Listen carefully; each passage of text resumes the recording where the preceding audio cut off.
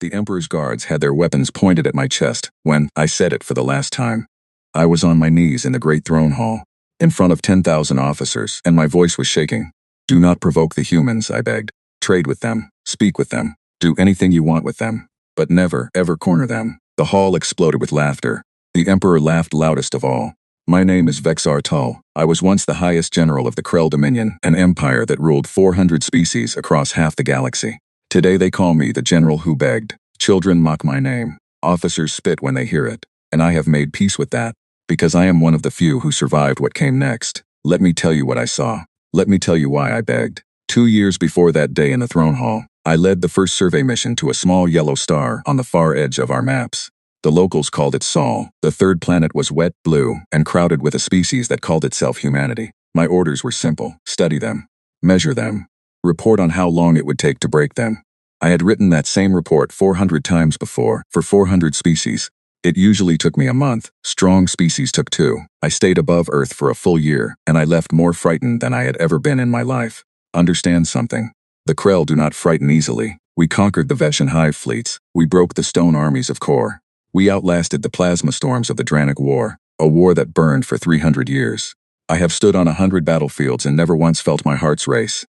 The humans made my heart's race, and they did it without firing a single shot at me. They did not even know I was there. It began with something small. On my 3rd day of observation, I watched a building catch fire in one of their cities.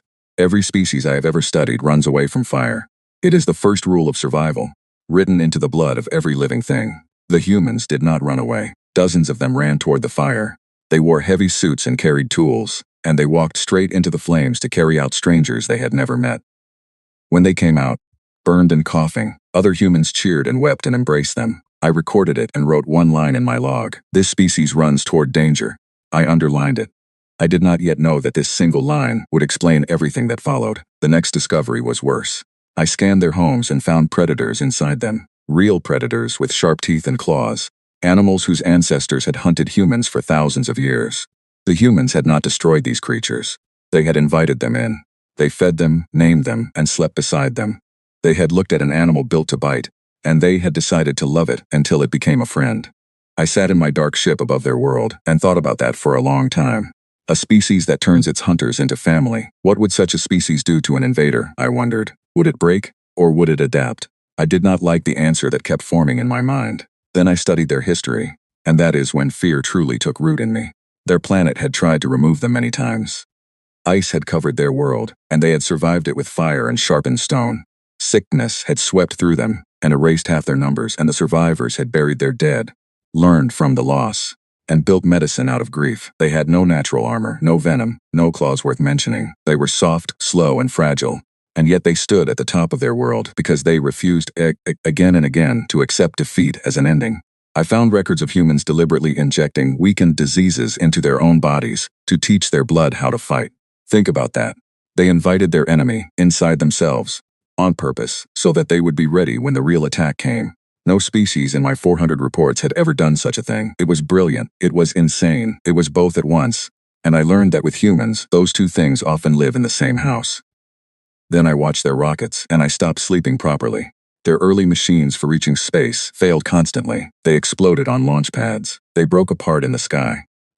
Any reasonable species would have stopped. Humans strapped themselves to the next rocket and lit the engines again. I listened to recordings of their pilots joking and laughing minutes before sitting on top of a tower of fuel with a failure rate that would make a Krell admiral resign. They knew the risk. They laughed at it. They went anyway. And when one of their machines finally carried them to their gray little moon, do you know what they did? They did not claim it for a king or a god of war. They left a plaque that said they came in peace for all mankind. They reached another world, the greatest victory in their history, and their first thought was peace. That was the moment I understood the most dangerous truth about humanity. Their courage and their kindness come from the same place. You cannot have one without waking the other. I kept watching. I watched them turn their conflicts into engineering races, building wonders out of rivalry. I watched them give their blood, freely and for no payment, to strangers in hospitals they would never visit. I watched them grieve in public, sing in disasters, and rebuild ruined cities with their bare hands while the dust was still falling. I watched a small human child share food with a wounded bird, and I watched grown humans stand in long lines for hours, not for food or money, but simply to vote on who would lead them, because they believed their voice mattered. A warrior species can be predicted, a peaceful species can be managed, but the humans were neither and both. They were a species of caretakers who had survived everything their universe had thrown at them, and survival had taught them how to fight in ways no empire could imagine. They simply chose, most of the time, not to. Most of the time. I ended my survey with one final test. I ran their history through our war calculators, the same machines that had correctly predicted the fall of 400 civilizations. I asked the machines a simple question. What happens if the Dominion attacks Earth? The machines worked for 3 days. That alone was a warning. They usually answered in minutes. When the answer came, I read it 4 times. The calculators predicted an early Dominion victory, swift and total. Then, past that victory, the prediction lines bent in ways I had never seen. They twisted, scattered, and finally collapsed into a single phrase our machines had never produced in 1,000 years of service. Outcome unknown. Threat without limit. I deleted nothing. I softened nothing. I flew home and wrote the most important report of my life. I described the fire and the rescuers. I described the predators turned into companions. I described the diseases they tamed, the rockets they rode, the plaque on their moon. I ended the report with a single recommendation, underlined 3 times. Do not provoke the humans. Open trade. Offer friendship. They will become the greatest ally this Dominion has ever known. But if we attack them, we will not be starting a war. We will be starting a countdown, and we will not be the ones who decide when it ends. I presented this report to the Imperial Council in the Great Throne Hall, before the Emperor himself and 10,000 officers of the fleet. They laughed at me. Warlord Krath, commander of the First Fleet, stood up and asked the hall whether the mighty Vexar Tul had been frightened by soft, pink creatures on a single wet planet. He asked whether I had been scared by their pets. The laughter rolled like thunder. The Emperor smiled from his throne and asked me, almost gently, whether I was tired, whether I needed rest, whether the great general had finally grown old. I should have stayed silent. A wiser officer would have bowed and stepped back into the shadows. Instead, I did the thing that ended my career and saved my life. I walked to the foot of the throne, in front of the entire command of the Krell Dominion, and I went down on my knees. A Krell general kneels for no one. It is our deepest shame, our oldest taboo. The hall went silent so fast it hurt my ears. I beg you, I said. I have given this empire 200 years of victory. I have never asked for anything. I am asking now. Do not provoke the humans. Send traitors, send scholars, send anyone but soldiers. If we corner that species, we will learn what our calculators could not measure, and the lesson will cost us everything we have ever built. For one heartbeat, I thought I had reached him. The Emperor leaned forward. His eyes searched my face. Then Warlord Krath laughed again, and the hall laughed with him, and the moment died. The Emperor's voice was cold when he gave his answer. The Krell Dominion does not beg, he said. The Krell Dominion takes. General Vexar Tul, you are relieved of fleet command. You will serve as an observer, so that you may watch us conquer your frightening little planet and remember what courage looks like. Then he raised his hand and spoke the words I had crossed the galaxy to prevent. Prepare the subjugation fleet. Set course for Earth. 10,000 officers roared with joy. The sound shook the pillars of the hall. I stayed on my knees in the middle of that roar, and I felt something I had never felt before. It was not anger, it was not shame, it was grief, because I had seen the humans run toward the fire, and my empire had just become the fire. That was the day I stopped fearing the humans and started mourning the Krell Dominion. The fleet launched 30 days later. 1,000 warships, the pride of 1,000 years, sailing toward a small blue world that had done nothing to us at all. I stood at an observation window as we left, an old general with no command and no honor, and I whispered the warning one more time to the empty stars. Do not provoke the humans. The stars did not answer. The Empire did not listen. And the countdown I had warned them about began the moment our first ship crossed into the light of their yellow sun. The invasion of Earth lasted 3 days, and for those 3 days I was the biggest fool in the galaxy. That is what everyone believed, and for a short while I almost believed it myself. Our fleet arrived above the blue planet in perfect formation. 1,000 warships filled their sky like a second set of stars. Warlord Krath gave the humans 1 hour to surrender. They did not answer. So the bombardment began. I will not describe what orbital weapons do to a world. I will only say that I stood at my observation window and could not look away because I owed the humans that much. Their defense satellites fell in the first hour. Their air fleets rose bravely and were swept aside. Their great cities went dark, one by one, like candles being pinched out by an enormous hand. Their weapons were generations behind ours. It was never a battle. It was a demonstration. On the 3rd day, every major human government broadcast the same message on every channel at once. Unconditional surrender. Their leaders requested terms. Their armies stood down. Their flags came down from their buildings. The Dominion went mad with celebration. Krath gave a speech from the bridge of his flagship, and he made sure I was standing where the cameras could see me. "Behold the terrifying humans," he announced to the whole empire. 3 days. The famous General Vexer Tal begged on his knees over a species that lasted 3 days. The broadcast reached every world we ruled. My name became a joke told in every barracks in the Dominion. I accepted the mockery in silence. Because I was busy, I was reading the battle reports, and the battle reports were wrong, not false. Wrong in a deeper way. Wrong like a smile on the face of someone who has just lost everything. Here is what I found, and what no one else wanted to see. First, the casualties. We had shattered their defenses, yes, but when I counted their actual military losses, the numbers were strangely, impossibly low. Their armies had not been destroyed, they had melted away. Soldiers had removed their uniforms and walked into the crowds. Their war machines were missing, not destroyed, missing. We found empty hangars, empty bunkers, empty submarine docks. An entire planet's worth of weapons had gone somewhere, and nobody could tell me where. Second, the leadership. We confirmed the surrender broadcasts came from genuine government buildings, but when our troops arrived to take the leaders into custody, they found junior officials, brave and calm, who had volunteered to stay behind. The actual leadership of every major human nation had vanished days before our fleet even arrived. Days before. As if they had known we were coming. As if the surrender itself had been scheduled in advance, like a play, and everyone important had already left the theater. Third, and this was the discovery that turned my blood cold, the data. When our science teams entered their research centers, their famous laboratories, their universities, their data archives, they found the buildings intact and the machines running. But the storage was empty, wiped clean. Not damaged in panic, but emptied with care, methodically, completely, and then left powered on as if to say, "We wanted you to know we did this on purpose." Their factories were the same, key components removed, critical blueprints gone, tools arranged neatly on benches like a goodbye note written in machinery.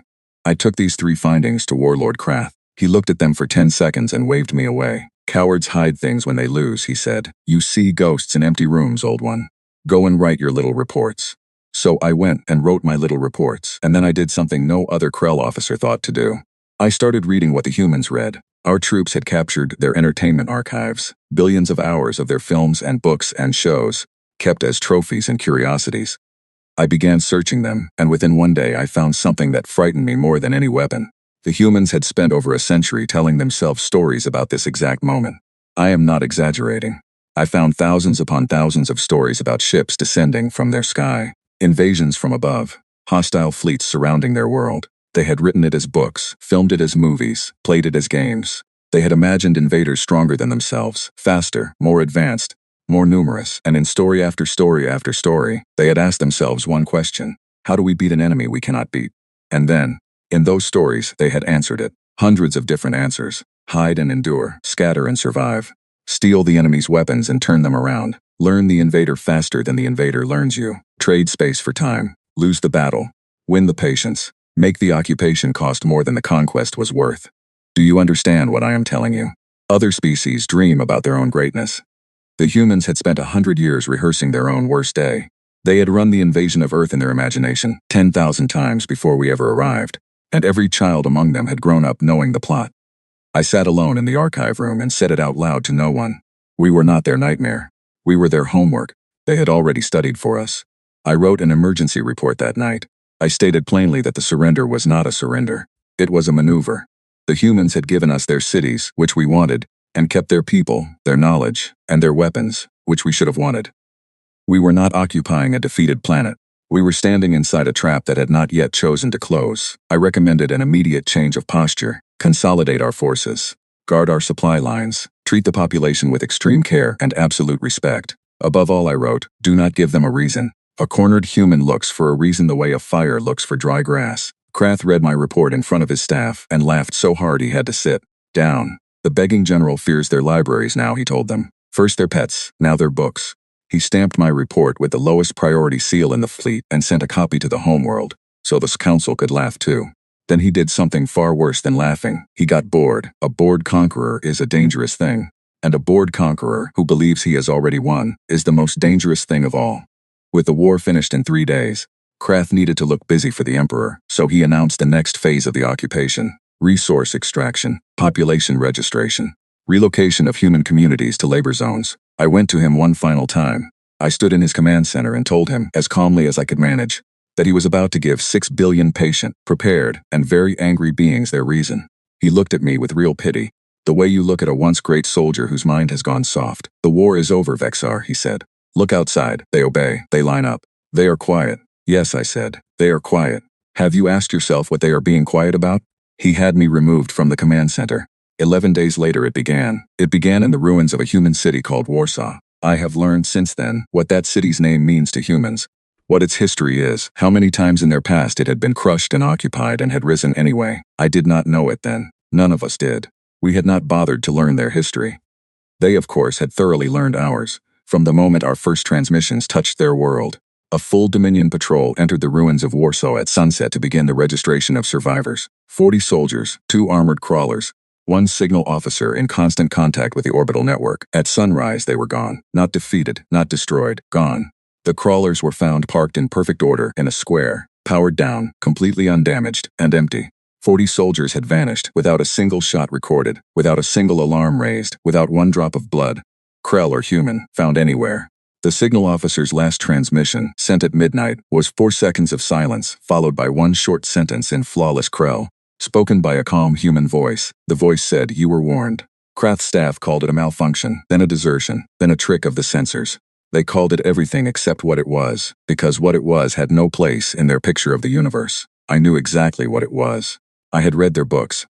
It was the first page of the homework. I returned to my quarters that night, and for the first time since we had left the homeworld, I did not feel grief. I felt something colder and stranger, something a loyal officer of the Dominion should never feel while watching his own empire's soldiers disappear. I felt the countdown ticking, and somewhere down on that quiet, obedient, patient blue planet, 6 billion humans were being quiet about something, and the something had finally begun. After Warsaw, the occupation did not collapse all at once. It collapsed the way a great tree falls. Slowly at first, fiber by fiber, while everyone insists it is still standing, and then all at once while everyone screams. I documented every fiber as it snapped. That was my role now, the disgraced observer, the Empire's unwanted historian. I sent dispatch after dispatch to the homeworld, and the Council filed every one of them next to my first report, in the drawer reserved for the ramblings of frightened old generals. The supply convoys went first. Our ground forces depended on land convoys carrying fuel and food between strongholds. In the second month, convoys began arriving late, then arriving damaged, then not arriving at all. Our analysts assumed the humans were using hidden military weapons, so we hunted for hidden military weapons and found nothing. The truth was worse. When we finally captured the wreckage of an ambush site, our engineers stood around it in confused silence. The humans were stopping our armored convoys with farming equipment. Irrigation pumps had been rebuilt into pressure traps. Harvesting machines had been reworked into barriers that rose out of country roads. Crop drones, the little machines they once used to count plants, now flew in swarms and blinded our sensors with reflective dust made from fertilizer.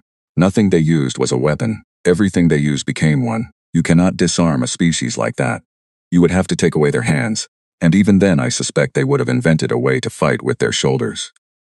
Then our own technology began turning against us. And that was when the fear stopped being mine alone and started spreading through the fleet.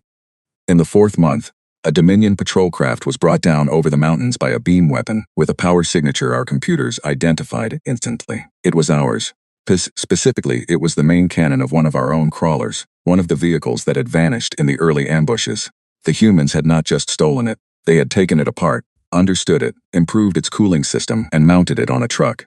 Listen to me carefully, because this is the part that no one in the Council would believe.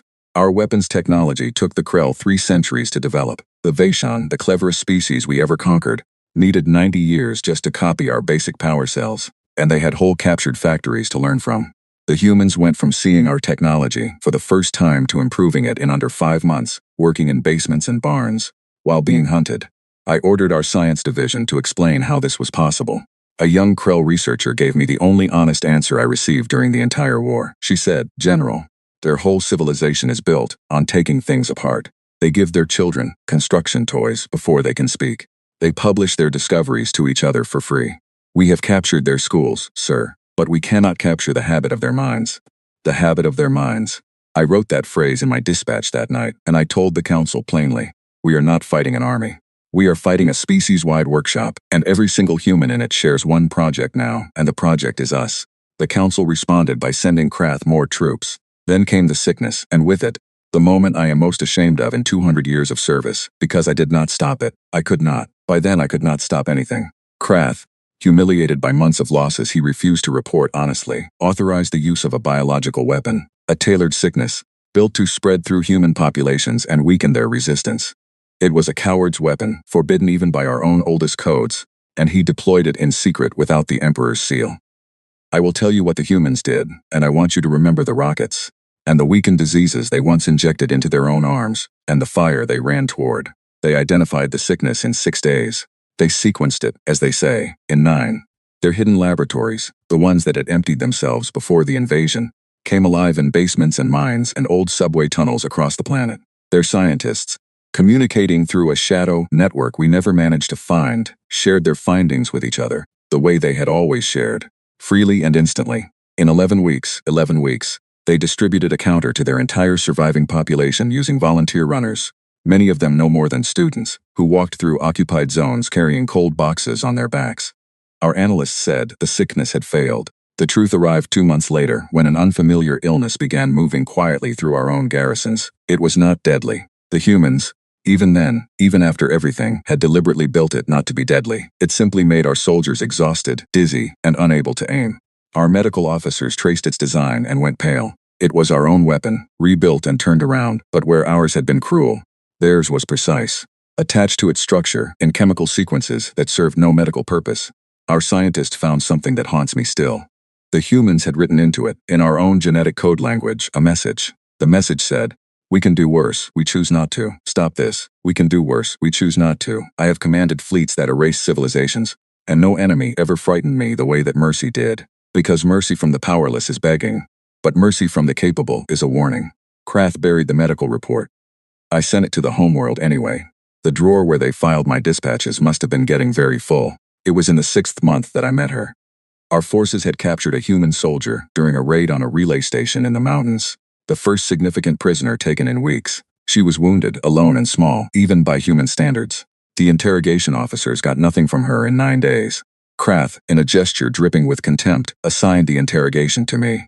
"Let the human expert speak with his humans," he said. Her name was Ellen Brooks. I will remember that name until my heart stops. She was sitting calmly when I entered, her injured arm in a sling our Metchiks had given her. I had prepared for 9 hours. I had questions layered within questions, pressure points mapped from everything I knew of her species. I sat down across from her, and before I could speak, she looked at my rank markings, then at my face and said, in careful but correct Krell, "You are Vexer Tull, the one who knelt." I should have ended the session right there. Instead, I asked her how she knew that name. She smiled. It was not a mocking smile. It was almost kind, and that made it terrifying.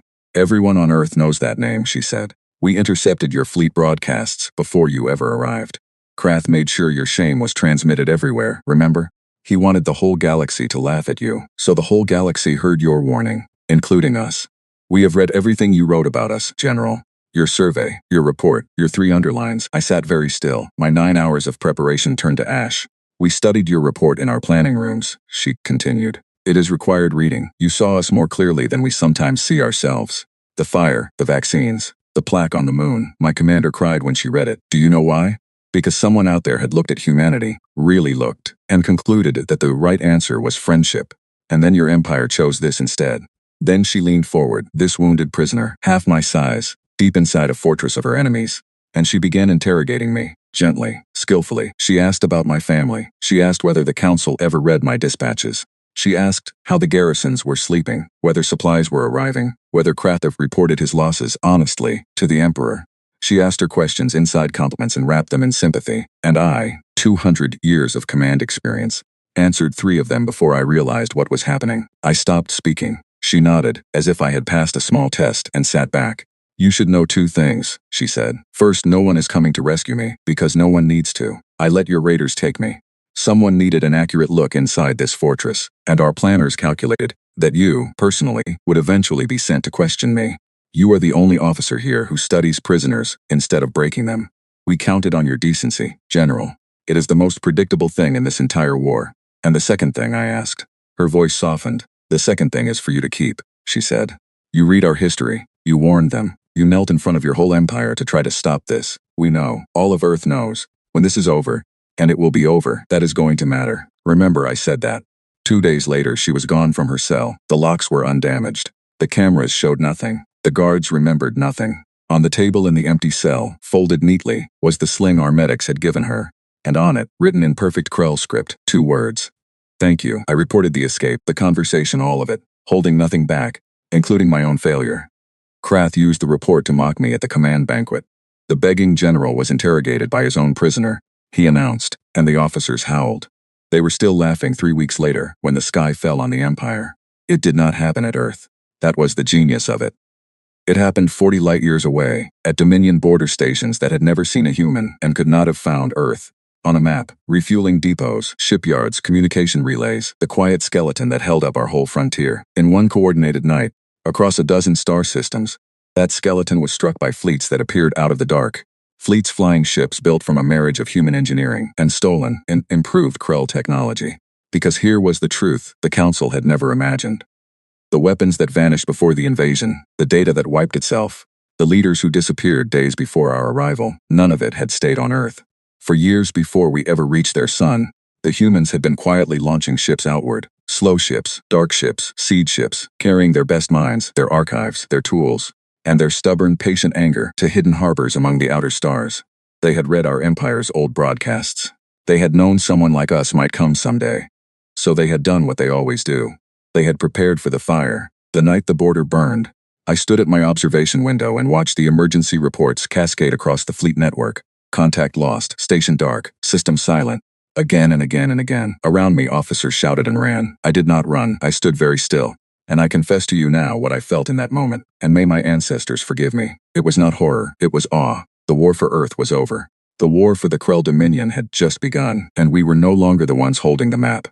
In the year that followed, I watched a 1,000-year-old empire learn what it feels like to be small. The human fleets did not behave like any enemy in our histories. They did not seek glory. They did not hold ground for the sake of pride. They struck where we were weak, vanished where we were strong, and never, not once, fought a battle they had not already won on paper before the first shot. Our admirals called it cowardice. I called it the patience of a species that once outlasted an ice age with sharpened sticks, and I was right. And being right had long ago stopped bringing me any comfort. But the strategy that truly broke us was not military at all. I should have predicted it. I had written the evidence into my very first report and underlined it 3 times, and I still did not see its coming. The humans did not conquer our worlds. They liberated them. Understand what the Krell Dominion truly was. 400 species lived under our banners, and not one of them had chosen to. The Veshan built our ships in supervised yards. The Core mined our fuel under quota. The Dranik, the Esh, the Polvani, 400 peoples, 400 old grudges, held down for centuries by the simple fact that no one was strong enough to say no to us. The humans arrived at our subject worlds and set it for them. I obtained recordings of what happened when human forces took the Veshan shipyard system. Our garrison expected the humans to seize the yards for themselves, as anyone would. Instead, the human commander, an officer named Grace Turner, whose name our subject species now speak like a blessing, gathered the Veshan elders in their own great hall, handed them the command codes to their own shipyards, and said words that traveled through the Dominion's underworld faster than any signal we could. Jam, she said, these were always yours. We are not your new masters. We are the proof that masters can lose. Now, would you like to help us prove it again? Within a month, Veshan yards were building human-designed hulls with Veshan improvements. Within 3, Core miners were fueling them. The Esh, who hear vibrations through stone, became the finest deep space listeners the galaxy has ever known. And our fleets could no longer move without the humans knowing. Every world the humans freed became a recruiting hall, a workshop, and a shield, all at once. We had spent 10 centuries teaching 400 species to hate us, and the humans simply walked through the door we had spent 1,000 years building for them. My dispatches from this period make painful reading. I reported each loss plainly. The Council responded with proclamations of inevitable victory. I reported that our subject species were defecting at a rate our economy could not survive. The Council declared the reports exaggerated. I reported, finally, the thing that should have changed everything. The humans kept offering peace. This is the part of the war that future historians will struggle hardest to believe, so I record it here, in plain language as a witness. After every major human victory, every single one, a transmission would arrive at the homeworld on open channels, where the whole Dominion could hear it. The terms were always the same and always, by any standard of war, unreasonably generous. Withdraw from Earth. Free the subject species. Stand down the fleets. In return, full peace, open trade, no occupation of Krell worlds. No reparations beyond rebuilding what was burned, and a seat, an actual seat, in the new coalition the humans were building among the freed peoples. They were winning, and they kept asking to stop. After their victory at the Polvain Reach, they asked. After they broke our second fleet, they asked. The female officer Ellen Brooks, the prisoner who had thanked her jailers, appeared in several of these transmissions, and each time her message ended the same way. This ends the day you choose to let it end. We are not your counsel. We will not laugh at you for asking. And every time, every single time, the Emperor refused, and every refusal cost us another fleet, another system, another species walking out of our empire and into their coalitions. The council called the peace offers tricks. I knew better. I had watched humans run into a burning building for strangers. The offers were not strategy. The offers were simply what humans are. The other half of the fire, the half my empire had decided not to believe in. Then came the day the council stopped laughing forever. The humans and their coalition broke through the inner line at the Battle of the Threshold Stars, and suddenly there was nothing between their fleets and the Krell, homeworld but empty space and arithmetic. I remember the silence in the high command bunker when the projections came in. Officers who had mocked me for years would not meet my eyes. Warlord Krath had already fallen at the threshold, refusing retreat to the last, and I will grant him this much. He was wrong about everything. But he was never a coward. That evening, 2 Imperial guards came to my quarters. I assumed I was finally being arrested for my dispatches. Instead, they escorted me to the throne hall, the same 10,000 seats, mostly empty now. And the Emperor of the Krell Dominion stood up from his throne when I entered, and the few remaining officers bowed their heads. And I understood. With a feeling like falling, what was about to happen. They gave me everything back: my rank, my titles, my honors, restored by Imperial decree. Read aloud by a herald whose voice shook. Supreme command of all remaining Dominion forces, the defense of the homeworld itself, placed in the hands of Vexar Tull, the general who begged. I listened to the whole decree in silence. Then I asked the Emperor a single question in front of his court. I asked him, "Do you restore me because you finally believe I was right, or because you need someone to blame for the ending?" The hall held its breath. The Emperor looked at me for a long moment, and to his credit, the only credit I can give him, he answered honestly. He said, "Both. They gave me back my titles the way a drowning man grabs the one who warned him. Not to swim, I accepted. Not for the Emperor, and not for the Council.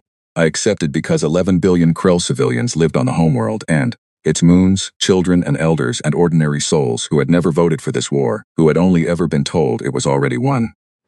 And whatever stood between them and the consequences of their rulers, I wanted it to be someone who understood exactly what was coming. I took command of the wreckage of our fleets, and I did everything right.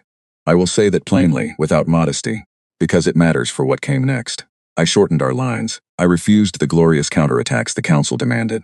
I husbanded every hull, rationed every charge, and made the approach to our homeworld as costly and slow as the remaining strength of the Krell could possibly make it. The human advance, which had shattered every defense in its path in weeks, took 11 months to cross my line. Their own commanders said, afterward, that it was the finest defensive campaign they had ever studied.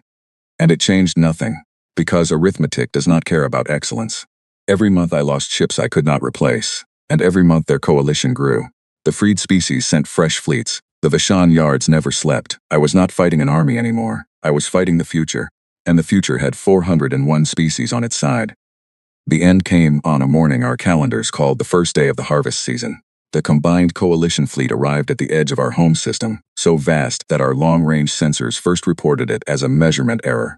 Human hulls, Veshan hulls, Kor, Esh, Dranik Polvain, every people we had ever broken, arranged in a formation that had no name in our doctrine, because it was not a battle formation at all. It was a statement. In my command center, the last admirals of the Krell Dominion waited for my order to begin the final defense. The Emperor's channel was open, demanding glory. The plans were loaded. One more battle, the greatest in our history, the homeworld itself for a prize, and at its end, no matter how brilliantly I fought, the same arithmetic, plus 11 billion civilians underneath the sky where it would happen. I looked at the waiting faces of my officers. I thought of a building on fire, and of the strange creatures who run towards such things. I thought of a wounded prisoner saying, "When this is over, that is going to matter." And I gave the order that no Krell commander in 1,000 years had ever given. I ordered every weapon on every ship powered down, and I opened a single broadcast channel to the coalition fleet, unencrypted, in their own language, so that every human, every Veshan, every freed soul in that armada would hear it at once. "This is General Vexar Tull," I said. "Years ago I wrote a report about your species.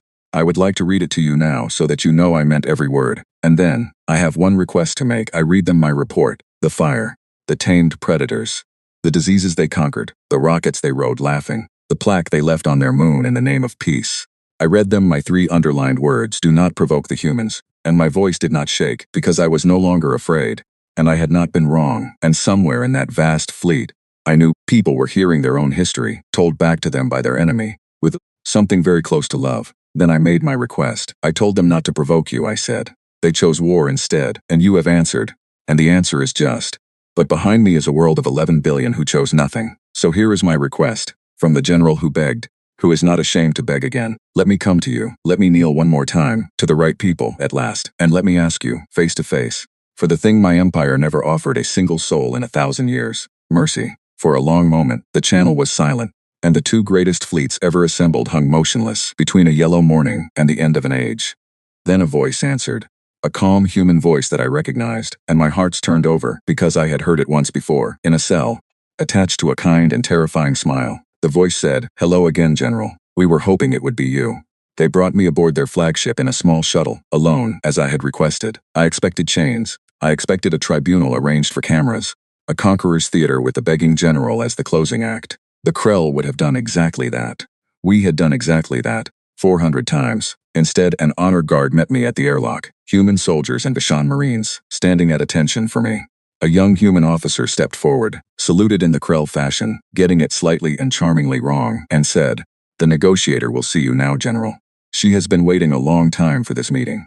Then he smiled and added, "Longer than you know." They led me to a plain room with a plain table, and on the other side of it stood Ellen Brooks. She wore the insignia of a high negotiator of the coalition now, and there were new lines on her face that wars put there, but the smile was the same one from the cell, kind and unhurried. On the table between us, she had placed 2 documents. Beside them, folded with care, lay a piece of cloth I recognized, and my breath caught. It was the sling, the one our medics had given her, the one she had left behind with her thank you written on it. "You kept it," I said. "Evidence," she said, and her eyes were warm. "Proof I once gave a court of human leaders who wanted to know whether any Krell could be trusted.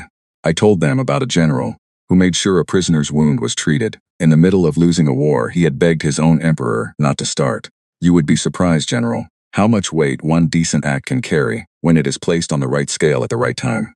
Then we sat, and the Krell Dominion ended, and I will tell you exactly how it ended, because no one who was not in that room will ever believe it. I had come prepared to surrender everything. The humans had won completely. By every law of conquest my civilization had ever written, they now owned us. Our worlds, our fleets, our labor, our future, theirs by right of victory, to use as we had used 400 peoples before them. The first document Ellen Brooks slid across the table was the instrument of surrender, and I read it 3 times, because I was certain I was misunderstanding their language. The Dominion's war fleets would be dismantled. That much was as expected. The subject species were free, permanently, with coalition guarantees. The Emperor and the Council would stand trial before judges, drawn from every species they had wronged, fairly, openly, with defense counsel. A courtesy our own courts had never extended to anyone, and that was all. No occupation of Krell worlds, no tribute, no enslavement. No revenge written in fine print. Our civilians untouched, our culture our own, our homeworld our own. I looked up and asked her, openly, "Where is the punishment?" "In the second document," she said, and slid it across. And the second document was an invitation. An invitation for the Krell people, not the throne, to apply for membership in the coalition, trade access, scientific exchange, disaster aid, joint academies, the same open hand they had extended to the Vishan and the Core, extended now to the species that had burned their cities and forced this entire war into existence. I confess that my composure, which had survived the loss of an empire, nearly did not survive that piece of paper. I asked her how. I asked her why. I told her that if our positions were reversed, the Krell would have ground humanity into dust and salted the dust, and she knew it, and every species in her fleet knew it. She was quiet for a moment, and then she gave me the answer I have spent the rest of my life teaching. So I will record her words as exactly as memory allows. She said, "General, you wrote it yourself years ago, and you still have not understood your own report. You saw us run toward the fire, and you called it courage. You saw us tame the wolves, and you called it strange. You saw the plaque on our moon, and you called it a contradiction. It was never a contradiction. The fury you have spent this war fighting and the hand I am offering, you now come from the same place. We fight like the cornered, because for most of our history we were, and we forgive like the rescued, because every one of us is descended from someone who should not have survived, and did, because somebody helped. Your empire only ever met half of humanity, the half you forced us to show you. This, she tapped the invitation. This is the other half. It was available the entire time. It was in the first report you ever wrote. Your counsel laughed at it. Then she held out her hand. That small human hand across the table, in the human way. You knelt to the wrong people once, she said, and they laughed at you. Nobody here is laughing, General, and you do not need to kneel. You only ever needed to ask. That is the entire secret. It was never anything more than that. I signed both documents. Then I took her hand, and the war was over. What remains is quickly told, though it took years to live. The trials were held, and they were fair, which was its own kind of justice, because fairness was the one judgment the council had never imagined facing. The emperor was sentenced to spend his remaining years working in the reconstruction administration of the worlds he had ordered burned, with his own hands, among the people he had wronged. I am told that in his final years he worked in silence, and worked hard, and that a Dranik foreman who had lost her family to his war once shared her midday meal with him, and that he wept, and no one mocked him for it. The coalition does not mock those who finally understand. They are too familiar with the cost of understanding late. Earth was rebuilt, and the freed worlds bloomed, and the Krell, my proud, foolish, beloved people, joined the coalition 7 years after the surrender by an open vote of our population, the first vote in Krell history. The count was not even close. And I grew old, and I wrote this account, and here is the final thing you should know about it, the small joke the universe saved for last. This memoir you have just heard is a textbook. It is required reading at the Coalition Joint Military Academy, where Krell cadets now train beside human ones, beside Veshin and Kor and Esh and all the rest, 401 flags in one hall. First year, cadets are assigned it in their opening week. And every year, a few of them seek me out where I sit in the academy garden, an old soldier in the sun, and they ask their questions. The human cadets usually ask what the emperor was like. The Krell cadets, almost always, ask the same question in lowered voices. Does it still hurt, sir, that they laughed at you? I give them all the same answer, and now I give it to you. Whoever you are, whatever species reads this when I am gone, they call me the general who begged. For years that name was a stone I carried. It is not a stone anymore. It is the only title I kept, the only one I wanted, because I have seen what happens to those who refuse to beg, and I have stood in the plain room where they show you what happens when you simply ask. So here is the whole of my wisdom, the lesson of a 1,000-year empire, paid for in full, written down by the fool who saw it coming. Learn what my council refused to learn. And you will never need to learn it the way we did. Do not provoke the humans. You will not survive their anger. But ask for their hand, and you will never fight alone again. 3 underlines. End of report.